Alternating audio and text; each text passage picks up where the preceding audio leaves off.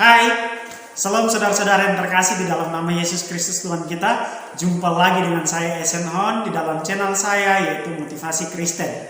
Pada hari ini kembali saya rindu ingin berbagi bersama dengan teman-teman semua. Namun sebelum saya berbagi bersama dengan teman-teman semua, di sini saya ingin menanyakan kabar teman-teman semua pada hari ini. Bagaimana kondisi teman-teman dan keadaan teman-teman saat ini? Harapan saya teman-teman semua tetap dalam kondisi yang sehat dan dalam situasi yang baik-baik saja. Dalam setiap kehidupan kita, marilah kita melibatkan Tuhan di dalam seluruh kehidupan kita, dalam segala aktivitas kita. Apapun yang mau kita kerjakan, apapun yang mau kita lakukan, mari kita minta penyertaan Tuhan, perlindungan Tuhan, sehingga kita terus diberkati dan dilindungi oleh Tuhan kita Yesus Kristus. Hari ini kembali kita mau belajar sesuatu hal yang akan menolong kita untuk kita bertumbuh di dalam Yesus Kristus Tuhan kita. Topik kita pada hari ini yang kita mau bahas yaitu cara hidup yang baik atau benar. Namun sebelum kita membahas lebih lanjut, kita mendasari ini dengan firman kebenaran Tuhan yang terambil di dalam kitab 1 Petrus pasal yang kedua ayatnya yang ke-12. Demikian bunyi firman Tuhan. 1 Petrus 2 ayat yang ke-12, milikilah cara hidup yang baik di tengah-tengah bangsa-bangsa bukan Yahudi, supaya apabila mereka memfitnah kamu sebagai orang durjana, mereka dapat melihatnya dari perbuatan-perbuatanmu yang baik dan memuliakan Allah pada hari Ia melawat mereka. Kitab 1 Petrus ayatnya yang ke-12 dalam pasal yang kedua ini menyatakan bahwa hendaklah kita memiliki cara hidup yang baik di tengah-tengah orang banyak sehingga orang-orang bisa melihat itu dan mempermuliakan nama Tuhan. Ini merupakan bagian daripada nasihat Rasul Petrus kepada orang-orang pendatang pada waktu itu atau orang-orang perantau pada waktu itu yang tersebar di beberapa daerah. Dia menasihati mereka untuk mereka memiliki cara hidup yang baik di tengah-tengah banyak orang sehingga banyak orang melihat itu dan mempermuliakan nama Tuhan. Nah, hal ini yang dituliskan oleh Rasul Petrus kepada orang-orang perantau atau orang-orang pendatang pada waktu itu sangat relevan dengan kehidupan kita di saat ini juga, di mana kita juga harus memiliki cara hidup yang baik, cara hidup yang benar di tengah-tengah banyak orang. Nah, untuk itu mari kita memiliki cara hidup yang benar dan cara hidup yang baik sesuai dengan kehendak Tuhan. Tentunya teman-teman juga di sini memiliki cara hidup dan gaya hidup yang benar yang teman-teman punya sebagai prinsip atau pola hidup teman-teman semua.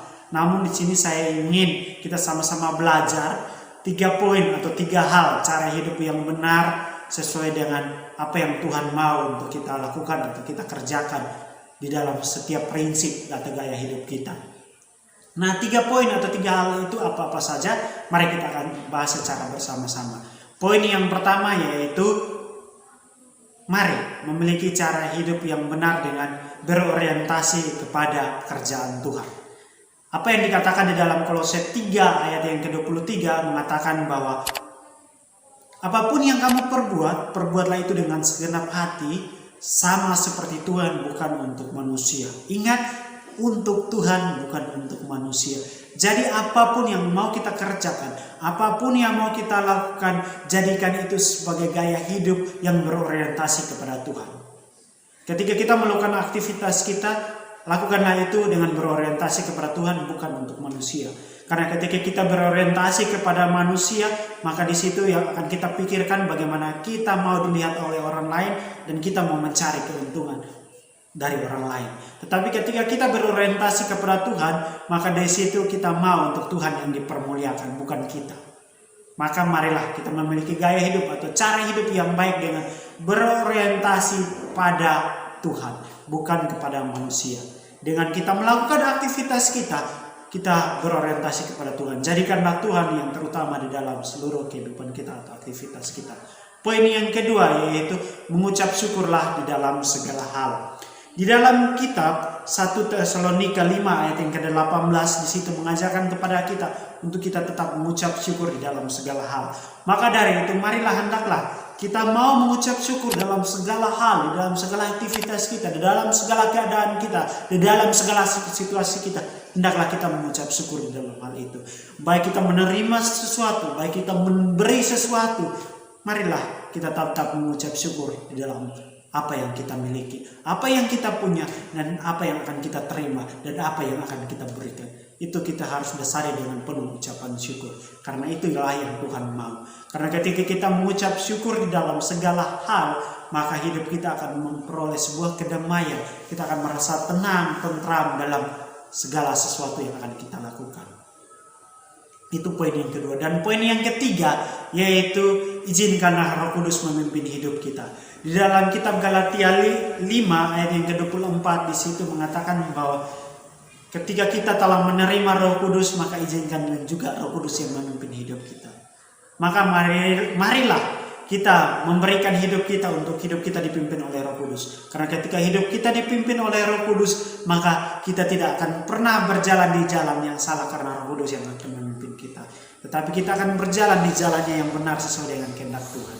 Maka itu izinkanlah Roh Kudus masuk ke dalam hidupmu, Roh Kudus yang memimpin hidupmu, Roh Kudus yang memperbarui hidupmu, sehingga hidupmu terus berada di dalam jalannya Roh Kudus, berada di dalam pimpinannya Tuhan. Untuk itu, mari sama-sama kita milikilah 3 gaya hidup atau cara hidup yang baik, yang benar ini, dengan berorientasi kepada pekerjaan Tuhan, mengucap syukur di dalam segala hal, dan juga mengizinkan Roh Kudus yang memimpin hidup kita. Inilah hal yang sangat penting untuk kita jadikan sebagai habit kita, sehingga menjadi cara hidup kita yang baik, yang benar. Akhir kata, di sini saya ingin sampaikan, mari terus sama-sama bergandengan tangan, berjuang bersama-sama untuk kita melakukan segala sesuatu demi hormat dan kemuliaan Tuhan, dan nama Tuhan terus diagungkan. Terus lakukan segala sesuatu hanya untuk Tuhan, dengan berorientasi kepada Tuhan yang adalah sumber kehidupan kita. Demikian yang saya bisa bagikan kepada kita semua. Semoga bermanfaat dan berguna bagi kehidupan kita, dan terus menjadikan sesuatu hal yang baik dalam kita menjalani kehidupan kita. Tuhan Yesus memberkati kita semua, dan shalom.